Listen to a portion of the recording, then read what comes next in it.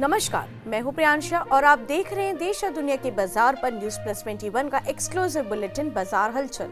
TVS supply chain की IPO लाने की तैयारी, सेबी से मांगी मंजूरी। बिटकॉइन की कीमत में गिरावट, एथेरियम भी खिसकी नीचे। गोदरेज प्रॉपर्टीज 1 से 1.5 साल में 7,500 करोड़ रुपए का निवेश करेगी। चालू वित्त वर्ष के लिए भविष्य निधि पर कितना ब्याज मिलेगा, मार्च में तय करेगा ईपीएफओ।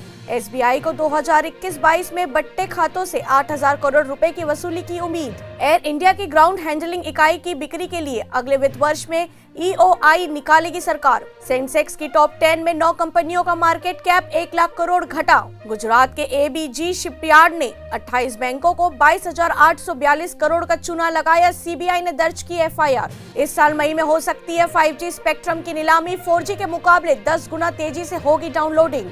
ब्लू हाइड्रोजन मैन्युफैक्चरर में ग्लोबल लीडर बनेगी रिलायंस इंडस्ट्रीज।